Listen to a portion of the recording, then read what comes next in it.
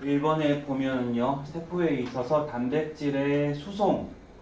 네, 여기에서 지금 핵심은 단백질의 수송이죠. 수송에 대해서 빈칸에 알맞은 것을 쓰시오라고 했는데, 세포 내에서 합성되는 단백질. 단백질은 모두 세포 내에서 합성되는 것은 맞아요. 리보솜에서 합성이 되는데, 그 중에서 세포 외로 분비되는 경우가 있죠. 그러니까 이 단백질이 두 종류로 합성이 되는데, 세포 바깥으로 분비하는 케이스가 있고 세포 자신이 사용하는 경우도 있어요. 그래서 둘 다 어디에서 합성되냐면, 분비되는 단백질은 리보솜에서 합성된다는 맞죠. 리보솜에서 합성된다. 근데 바깥으로 분비하는 리보솜은 수포체에 부착이 되어 있어요. 그래서 얘네들은 부착 리보솜이라고 부를 수가 있고, 부착 리보솜. 이건 말고도 그림을 대략 그려보면 여기 핵막이 있고요. 수포체가 있고 이렇게 있겠죠. 수포체에 리보솜들이 부착이 되어 있는데, 이런 부착된 리보솜들이 만드는 것은 세포 바깥으로 분비하기 위한 것이고, 분비. 이것 이외에도 자유리보솜이라고 해서 세포줄 기질에 그냥 떠다니고 있는 리보솜들도 얘네들도 단백질을 합성을 해요. 그런데 얘네들이 만드는 단백질은 세포 자신이 쓰는 것이에요. 자신이 사용하기 위한. 얘네들을 자유리보솜이라고 부르죠. 그래서 자유리보솜과 부착리보솜이 있다라고 할 수 있고, 그래서 어쨌든 얘네들 리보솜들이 합성한 단백질은 어디로 넣어주죠? 일단 소포체 안으로 집어넣어주죠. 소포체가 소포를 만들어서 이동을 시켜줘야 되죠. 그래서 뒤에 들어가는 것이 소포체가 돼요. 소포체에 들어간다. 그 뒤에 소포체의 일부가 이것들의 단백질을, 합성된 단백질이죠. 단백질을 포장을 해서 소포로서 분리를 시켜요. 그래서 여기에서 발생한 작은 주머니들, 이 작은 주머니 안에 합성한 단백질들이 포함되어 있죠. 그래서 단백질들을 운반을 시키는데, 이러한 소포를 뭐라고 하냐면 이 소포는 운반소포라고 부르죠. 운반소포. 뒤에 나오는 분비소포가 있어요. 분비소포랑 구별을 좀 지어서 운반소포가 있다. 그래서 운반소포 안에 단백질을 집어넣어서 어디까지 이동을 시켜주죠? 골지체까지 일단 이동을 시키죠. 그래서 이 소포들은 골지체로 이동을 해요. 그래서 분리해서 C로 운반된다. C가 골지체죠. 골지체. 왜냐? 지금 세포 밖으로 분비되는 경로를 보고 있으니까, 그럼 골지체에 들어간 단백질도 다시 골지체에서 분리가 되어서 분비소당이 돼요. 이번에는. 그래서 똑같은 주머니인데 명칭이 다르죠. 여기도 단백질을 포함해서 이제 세포막 바깥으로 내보내기 위한 것이죠. 얘는 분비소낭, 얘는 운반소낭, 이렇게 부르고 있는 것이고요. 그 다음에 마지막으로 얘네들이 어디로 융합이 되냐면 세포막과 융합이 되면서 단백질이 세포 외부로 드디어 방출되는 것이죠. 세포막과 융합이 되면서. 이 과정은 엔도사이토시스인가요? 엑소사이토시스인가요? 엑소죠. 바깥으로 내보내는 것이니까. 그래서 마지막 D는 엑소사이토시스. 그러면 정답은 6번.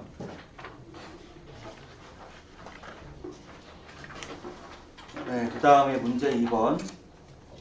그럼 XY는 세포 소기관의 구조를 모식적으로 나타낸 것이다. XY가 각각 보면 알죠? X는 미토콘드리아, Y는 엽록체인데, 작년에도 이거 나왔었어요. 이거는 재작년 문제긴 한데 작년에도 이거 하나 주고 나서 다음에 소기관은 무엇이냐?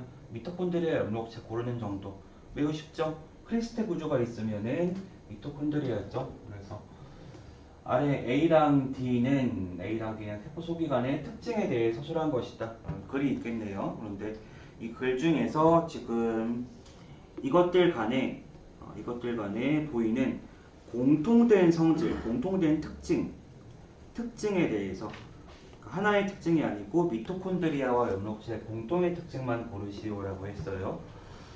자, A, B 중에 답이 하나 있고 C, D 중에 답이 하나 있겠죠. A, 한 겹의 생체막이다. 아니죠. 여기에 외막도 있고 내막도 있죠. 외막과 내막의 이중막이다가 맞죠. 그래서 B가 정답이 되고요. 그 다음에 C, 독자적인 DNA를 가지냐. 독자의 DNA라고 하는 것은 누구와 구별된 거죠? 핵과 구별된 DNA. 핵 안에는 많은 양의 DNA가 포함되어 있어요. 유전자의 본체로서. 하지만 얘네들은 자체 DNA, 독자 DNA를 따로 가지고 있죠. 가지지 않는다. 틀린 거죠. 그래서 BC가 정답이 되고 명칭은 미토연록체, 미토연록체 BC 7번이 되겠네요. 자, 그리고 호흡이 나와 있죠. 호흡은 해당계, 구연산 회로, 전자 전달계의 과정대 나눌 수 있다. 그 다음에 중요한 것은 산소의 존재 하에서예요. 산소가 없으면 누구만 일어나죠? 세 가지 과정이 다 발생하지 않고 해당계만 발생하죠. 산소가 없을 때는 해당계만 발생한다. 해당계에서는 산소가 있든 없든 EATP를 만들어내요. 기질 레벨 인산화라 부르죠. 근데 산소가 있으면 뒤에 2, 3번도 같이 발생하죠. 그래서 2번에서는 구연산회로에서도 EATP가 만들어지고 있고요. EATP. 그런데 전자전달계에서는 총 얼마인가요? 지금 물어보는 게 글루코스 한 분자당이에요. 글루코스 1분자. 1분자니까 34분자의 ATP가 생성이 되죠. 글루코스 1분자라고 한다면 그래서 3번이 가장 많은 ATP가 합성되는 과정이다 라고 할 수 있죠. 가장 많은 ATP는 3번이다. 다음 문제 4번. 다음 A랑 D는 광합성에 있어서 자 여기에서는 틸라코이드에서의 반응이에요. 틸라코이드에서의 반응.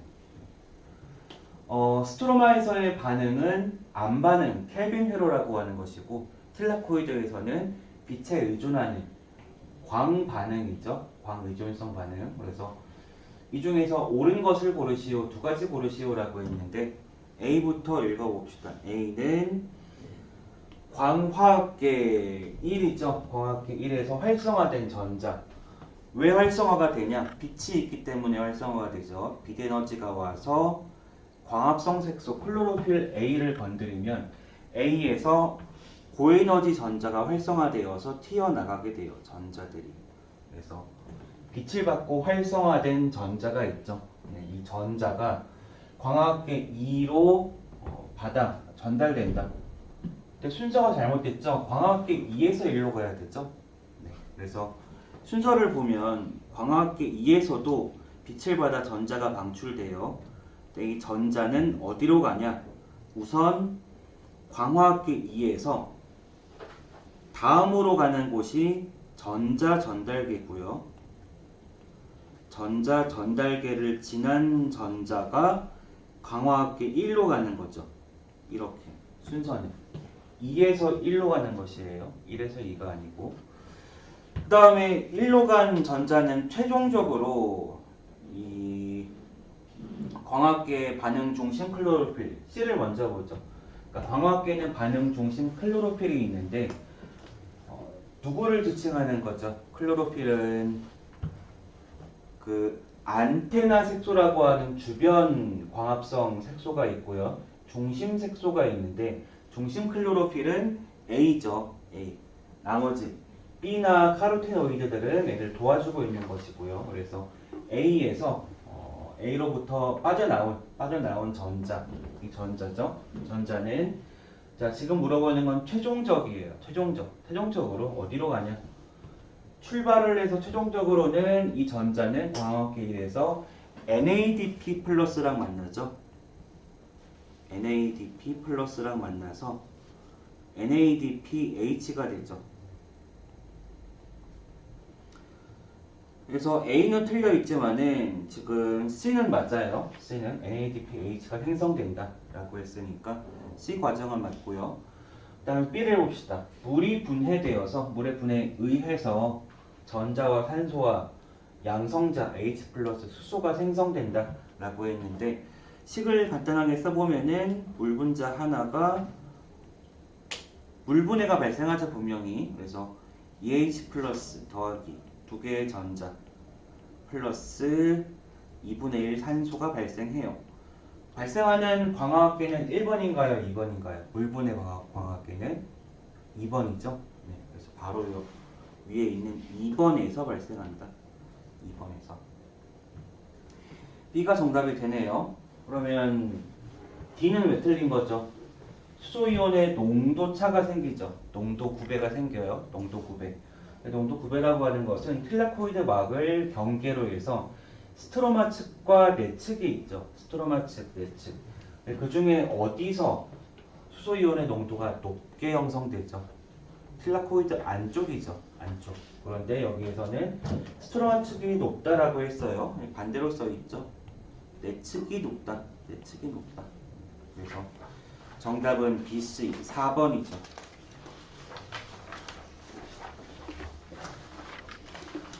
그리고 5번 다음 A, D의 문장은 생물의 mRNA 합성에 관해서 쓴 것이다. mRNA 크게 두 가지가 있네요. 여기 진핵생물이 있고 원핵생물이 있어요. 진핵생물은 핵이 있기 때문에 핵 내에서, 핵 안에서 전사가 일어날 것이고 원핵생물은 핵이 없죠. 그래서 일단 읽어보면 원핵생물에서는 전사는 핵이 없으니까 세포질 기질에서 일어나고 있다. 이건 맞아요. 핵이 없기 때문에 일단 C가 하나 맞고요. 다음에 진핵생물도 읽어봅시다. 진핵생물에서는 어떤 유전자의 전사에 의해서 만들어진, 여기 지금 뭐라고 써있냐면 하나의 mRNA 전구체예요. 하나의. 그래서 하나의 mRNA 전구체. 전구체라고 하는 것은 인트론도 들어있고 이 안에 엑손도 들어있고 아직 스플라이싱을 안 거친 거죠. 거치지 않은 것이에요. 그래서 근데 여기서 어떤 문장이 써있냐? 한 개의 전구체로부터 다른 종류의 mRNA가 만들어질 수 있다. 한 개로부터 하나의 mRNA가 아니고 여러 종류의 mRNA가 만들어진다. 맞는 문장인가요? 이런 것을 무엇이라고 부르죠? 스플라이싱 중에서도 특별히 선택적 스플라이싱 과정이라고 부르죠. 선택적 스플라이싱.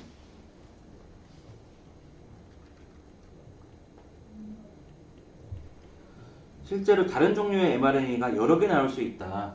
어떤 얘기냐면 예를 들어 엑손이 A가 있고 B가 있고 C가 있어요. 그리고 인트론이 소문자 A, 소문자 B가 있으면 인트론은 제거를 하죠. 스플라이싱을 거치면 제거를 하는데 이 결과 만들어지는 엑손끼리 어떻게 연결지을 것이냐에 따라서 하나의 mRNA 전구체죠. 그런데 A 플러스 B 엑손을 연결한 것도 나올 수 있고 A 플러스 B 플러스 C를 연결한 mRNA가 나올 수도 있고 다른 종류의 mRNA가 여러 개 나올 수가 있어요. 여러 개. 네. 이런 것들을 선택적 스플라이싱이라고 하죠. 그래서 A는 정답이 돼요. A가 동그라미. 그 다음에 B는 왜 틀린 거죠? 전사 개시라고 하면 보통 복제 전사 번역은 시작되는 걸 다 개시라고 얘기해요. 개시가 된다. 개시가 될 때 프라이머라고 불리는 짧은 RNA 조각이 필요하다. 자, 짧은 RNA 조각, 프라이머라고 하는 것은 전사가 아니고 복제에 쓰이는 것이죠. 짧은 RNA 프라이머는 복제에 쓰인다. D는 왜 틀렸나요? 진핵생물에서는 스플라이싱이 발생하는데 이 mRNA 전구체로부터 엑손에 해당하는 부분은 없어진다? 아니에요. 이 인트론에 해당하는 부분이 없어지는 것이죠. 그리고 이웃에 있는 엑손끼리 연결해야 되는데 지금 이웃에 있는 인트론 부분이 연결된다 라고 써 있어요. 틀렸죠? 반대로 써 있어요. D가 X. 정답은 AC. 2번.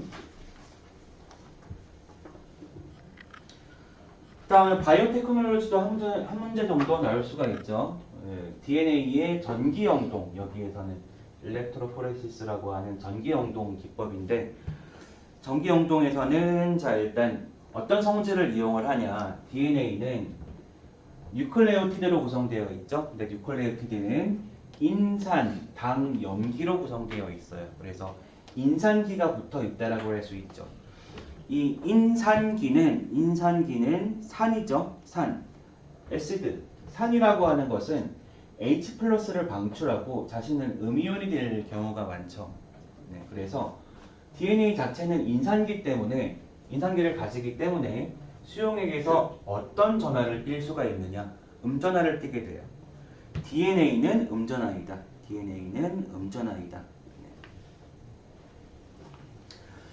자, 따라서 이성질을 사용을 한 것이 전기영동법이에요. 음전하를 띠기 때문에 전기가 통하는 완충액이 있고요.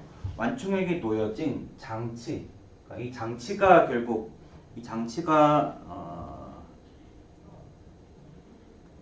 전기영동법에 쓰는 장치인데 이렇게 장치를 만들어 두고 이 안에다가 완충액을 집어넣어서 전기가 통하게 만들어주는 것이죠. 그래서 이 장치의 플러스극과 마이너스극 사이에 한천계를 집어넣어요. 젤을 집어넣고 그 젤 가운데 DNA 절편, 얘를 우리는 실험을 하고 싶은 것이에요. DNA 절편을.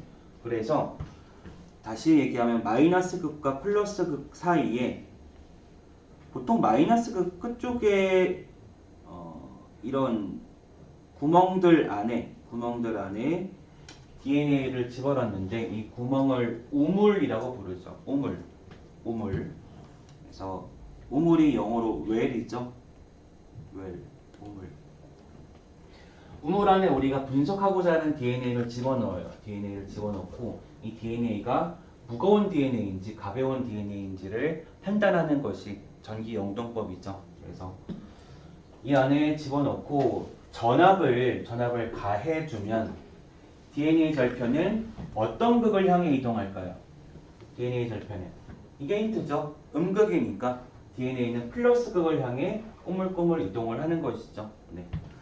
플러스 극을 향해 이동을 하는데 잘 이동하는 것이 아니고 어떤 것들은 조금만 이동하고 어떤 것들은 많이 이동할 수가 있어요.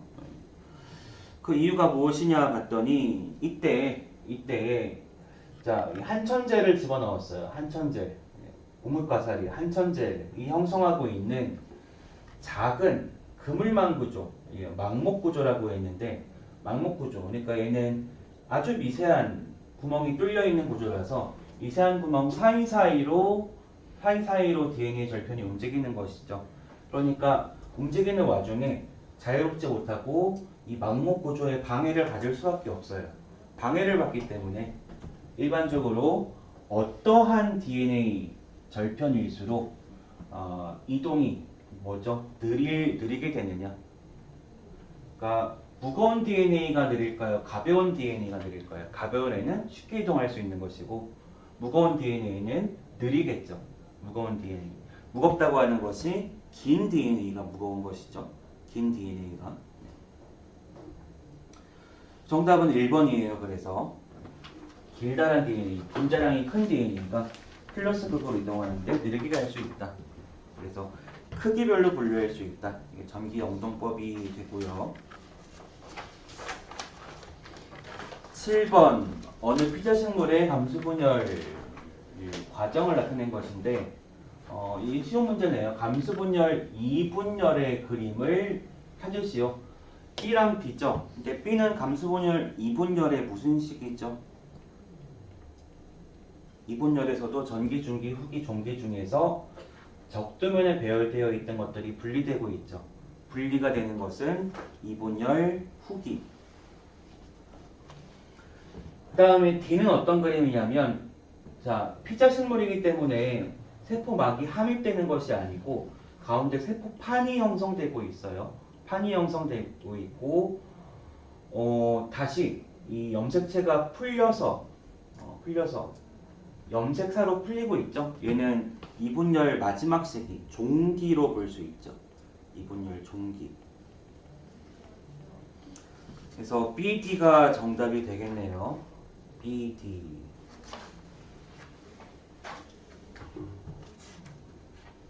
7번까지 풀었고요. 8번. 자, 다음 거는 무성생식에 대해서 설명한 것이다. 공란만 채우면 돼요.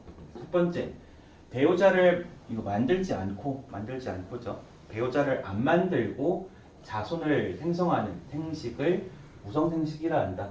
반대로 배우자를 만들면 유성생식이죠. 배우자가 뭐냐? 생식세포예요. 생식세포. 정자나 난자 등을 배우자라고 하죠. 정자 난자가 있으면 유성생식, 없으면 무성생식이다. 이런 얘기고요. 그러면 어떤 방법을 쓰느냐? 이 무성생식에서 태어난 자손의 유전 정보는 유성생식이면 섞여요. 부모 양친에서 그러니까 구계랑 모계에서 반반 받기 때문에 섞이죠. 유전 정보가. 하지만은 무성생식은 부모의 유전 정보가 그대로 자손에게 가기 때문에 자손과 부모의 유전 정보는 일치한다. 똑같다라고 봐야 돼요. 똑같다. 네. 그래서 여기에는 똑같다가 들어가면 되죠. 똑같다. 이런 똑같은 개체를 뭐라고 하냐면 클론이라고 부르죠. 무성생식 결과 생성된 자손은 클론이다. 자, 그래서 이 무성생식의 예시로는 분열법도 있고요. 출하법도 있고 영양생식도 있죠. 그런데 몸이 카라다가 균일하게 두 개로 나뉘는 것. 자, 균일하지 않게 나오는 것을 출하법이라고 하고 똑같이 나뉘어지는 것은 분열법이라고 하죠. 그래서 이거는 분열이에요. 네, 분열.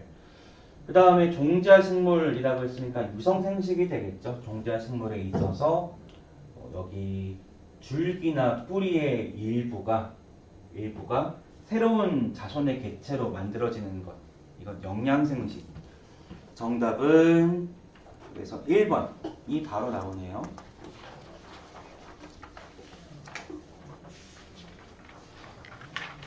그리고 9번을 봅시다. 카이로 개구리가 있고요. 개구리의 배에서는 배가 난할 과정을 거쳐서 2세포기, 4세포기, 8세포기 그 다음에 포배기 어디까지 가죠? 원장배까지 가야지. 자, 원장배부터 뭐가 형성되냐면 세 가지의 배엽으로 분화되는 시기는 원장배예요. 포배기까지는 분화가 안 돼요. 외배엽, 중배엽, 내배엽으로 원장배에서 분화가 된다. 세 가지의 배엽으로. 이 중에서 이제 배엽과 이 배엽으로부터 분화된 조직 기관을 올바르게 짝지은 것은이라고 했는데 수정체 봅시다. 수정체는 어디인가요? 외배엽이 맞아요. 외배엽이 수정체가 되는데 이거는 그 유도의 연쇄의 대표적인 예시이죠. 누가 외배엽을 수정체로 만들죠? 안배라고 하죠. 안포, 안배. 그래서 안배가 오거나이저, 형성체로 작용을 해서 외배엽을 수정체로 만들어준다. A는 맞죠? 잘 짝지어진 것이고요. 골격근 뭐죠? 뼈랑 근육. 뼈랑 근육은 중배엽이에요. 중배엽, 체절, 신절, 스판 등등이 있는데 골격근은 골격근은 체절 부위에서 분화가 되어서 골격근이 된다. 이렇게 볼 수 있고 신경관이랑 그러니까 외배엽은 표피랑 신경관 두 개만 기억하면 되죠. 표피, 신경관. 그래서 중배엽이 아니고 외배엽. 마지막 내배엽, 소화기관이죠. 소화관의 상피는 내배엽이 맞다. A랑 D죠. 정답은 3번. 그리고 10번을 봅시다. 이것은 피자식물의 생식에서 보이는 세포의 명칭들이다. 이 중에서 이것만 고르면 되네요. 핵상이 2n인 것이 무엇이냐? 핵상이 2n인 것. 자, 화분 모세포는 꽃가루를 만드는 세포인데 화분 모세포가 감수 분열을 해서 뭐가 되나요? 화분이 되는 것이죠. 화분. 배낭 세포는 누가 감수 분열을 하는 것이죠? 배낭 모세포가 감수 분열을 하는 것이죠.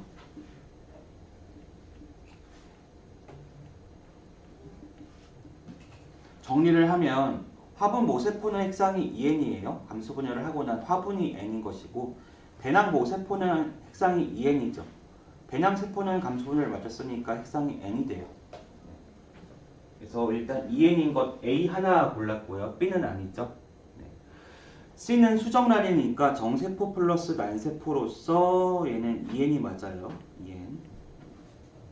그래서 A랑 C가 정답이고 이 배낭세포가 핵분열을 총 몇 번 하죠? 3번을 하죠. 3번을 해서 나오는 것이 8개의 핵인데 8개의 핵과 7개의 세포인데 8개가 아니죠. 3번의 핵분열을 한다.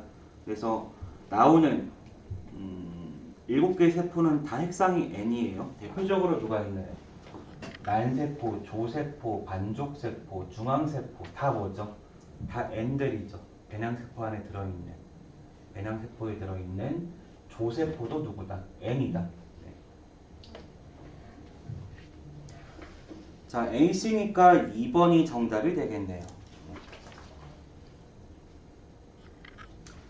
다음에 11번 다음에 그린 A랑 C는 히토 사람의 혈액의 구조, 혈관의 구조를 나타낸 것이다. 자, 보면은 한 층에 네피로 구성되어 있다. 모세혈관이고요. 두꺼운 조직, 결합 조직이 보인다. 동맥. 헷갈릴 수 있는데 가장 중요한 차이점은 판막이에요.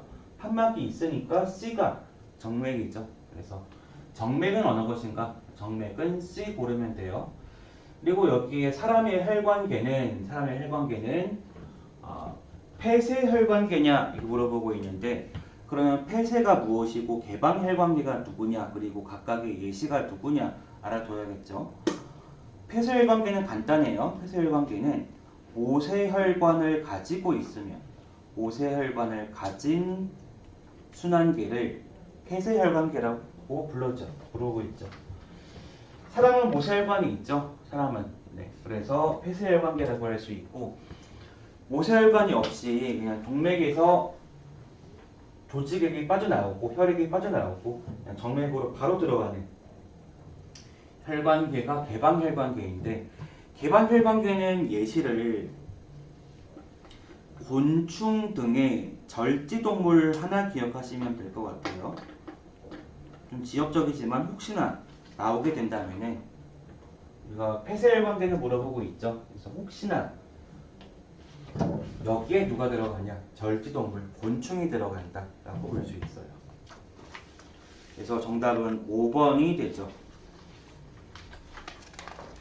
그리고 12번 봅시다. 다음은 사람의 간장의 기능이다. 간의 기능. 첫 번째, 혈장 안에 단백질을 합성한다. 어떤 것들이 있나요? 혈장 단백질. 혈액을 만드는 단백질 중에 알부민 같은 것들을 만들고 있어요. 틀릴 리가 없죠. 1번 동그라미. 2번, 체내에서 만들어진 요소를, 이게 이상한 것 같아요. 요소를 암모니아로 변화시킨다. 바꿔야죠. 체내에서 합성된 암모니아, 노폐물로 만들어진 암모니아를 독성이 덜한 요소로 바꿔준다라고 바꿔야죠. 그래서 요소랑 암모니아가 순서가 반대로 됐어요.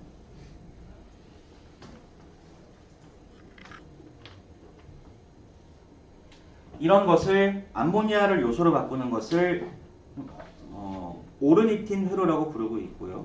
오르니틴 회로 라는 것이 간 안에서 돌아가고 있는 것이고 그 다음에는 혈당 농도 조절을 하고 있다.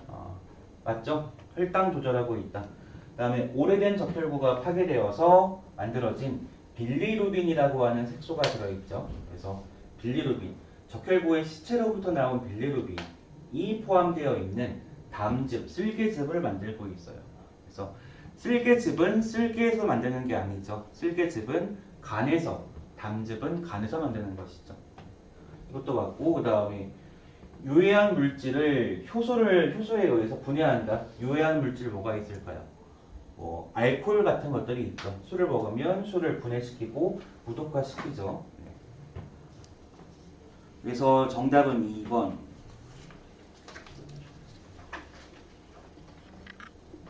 다음에 13번을 봅시다. 13번은 건강한 사람이 식사 전후에 있어서 물질 A의 변화를 나타낸 것이다. 볼까요? 식사를 하고 났더니 올라갔다. 뭐가 올라가는 거죠?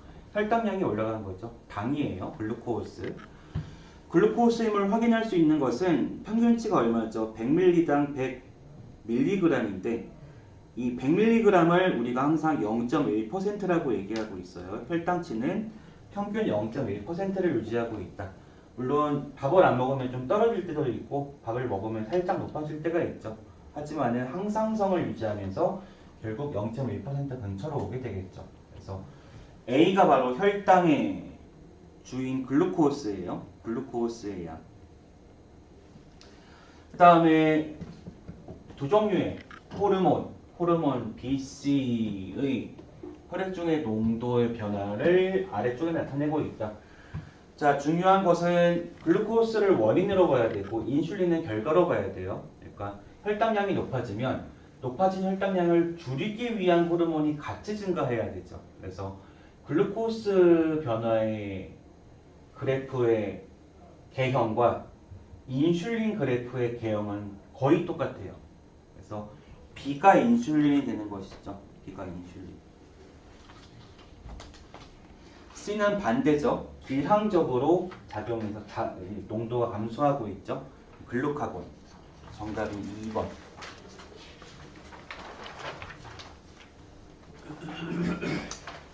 그리고 14번에 사람의 획득 면역, 적응 면역, 획득 면역에 대해서 구조를 나타낸 것이다.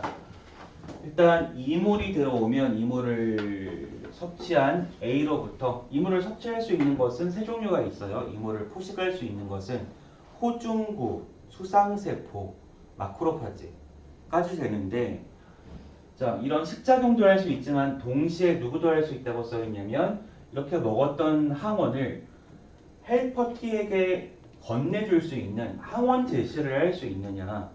이 항원 제시가 핵심이죠. 항원 제시가 가능한 세포는 아까 얘기했던 세 가지의 세포 중에 두 개밖에 안 돼요. 누구냐? 수상세포. 항원 제시는 가장 많이 하고 있는 것이 수상세포이고 일부는 마크로파지도 하고 있죠. 그래서 A에 들어가는 것은 호중구 하나는 못 들어가요. 호중구 빼고 골라줘야 돼요. 마크로파지를 고르든 수상세포를 고르든. 그래서 헬퍼 T세포가 이 항원 제시를 받으면 이것은 활성화되어서 헬퍼 T는 다른 세포들을 도와줘요. 다른 식세포들의 기능을 또 활성화시켜준다. 중앙 사령부 같은 것이죠. 헬퍼 T세포는. 그 다음에 또 어떤 역할을 하고 있냐면 비슷하게 항원 제시를 받은 활성화된 B는 더 읽어볼까요? 병원체에 감염된 세포를 공격한다. 자, 이 세포의 기능은 무엇이냐? 감염된 세포를 공격하는 것은 누구죠? 킬러 T 세포죠. 여기 들어가는 것은 킬러 T. 또 헬퍼 T세포는 C에도 작용한대요. 세포성 면역이 나왔으니까 체액성 면역 나오겠죠. 체액성 면역의 B세포. 네, B세포. 그래서 B세포는 항체, 산생세포로 분할을 한다. 다른 말로 형질세포라고도 부르죠. 분할을 해서 얘네들은 항체를 만들어주고 있다. 생산을 하고 있다. 정답은 3번이죠. 그 다음에 사람의 망막상에 있는 망막을 지금 펼쳐놓은 것이라 보면 돼요. 망막이 이렇게 길게 있고요. 망막은 원래 이렇게 구형일 텐데 눈의 끝부분 구형일 텐데 이것을 펼쳐놨다고 보면 되고 이 망막상에 여러 시세포들이 분포를 하고 있죠. 크게 두 가지 간체세포랑 추체세포가 있는데 간체세포는 약한 빛을 감지를 해요. 그래서 명암 감지 정도, 밝고 어둡다 정도를 감지하는 것인데 간체세포의 특징, 망막 전체에 골고루 퍼져 있어요. 골고루. 그런데 추체세포는 강한 빛을 감지하면서 색을 감지하죠. 붉은색, 초록색, 푸른색 이런 식으로. 이런 것들은 눈에 중심이 있고 눈의 중심이 여기에요. 중심을 황반이라고 하고 황반에만 굉장히 밀집해 있는 점선 모양이 있죠. 점선 모양. 황반에 밀집한 이 세포를 추체, 뾰족한 추체 세포로 보시면 돼요. 그래서 B가 추체이고 A가 막대기 모양의 간체 세포이죠. 일단 정답 간체는 A다라고 볼 수 있고 D가 중심이에요. 황반이죠. 황반. 그 다음에 여기에 친절하게 코 측과 귀 측이 있으니까 코 귀가 있다. 이거 오른 눈인가요? 왼 눈인가요?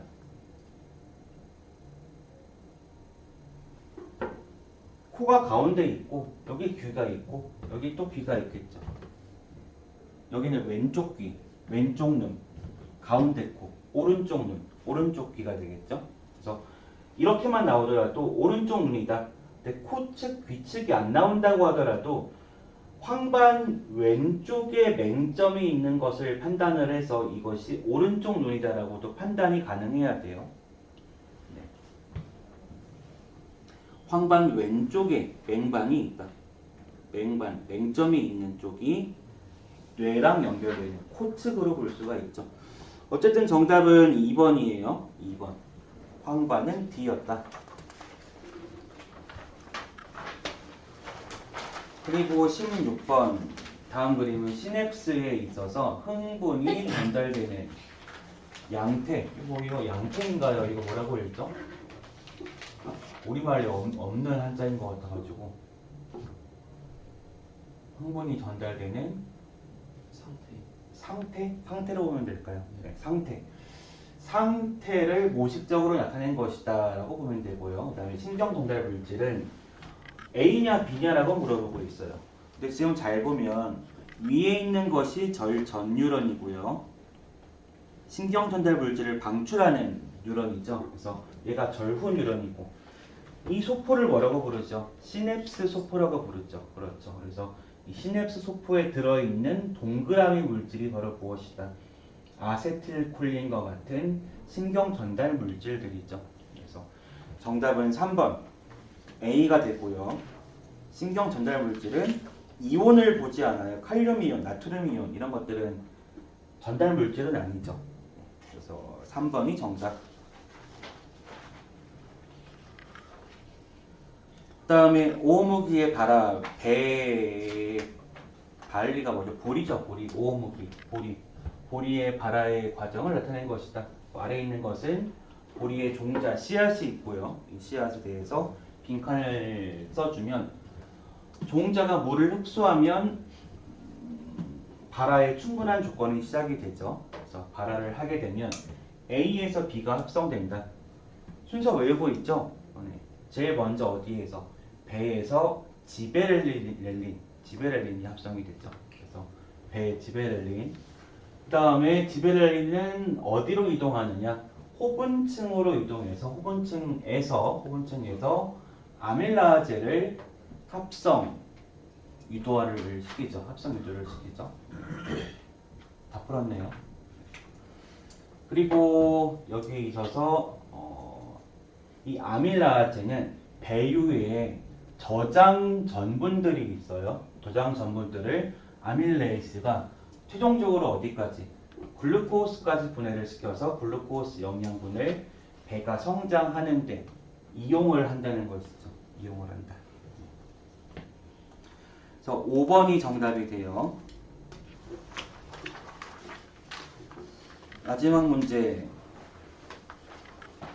자, 개체군에 있어서 어떤 시간에 태어난 개체가 시간이 흐름에 따라서 시간이 지남에 따라서 얼만큼 살아있는지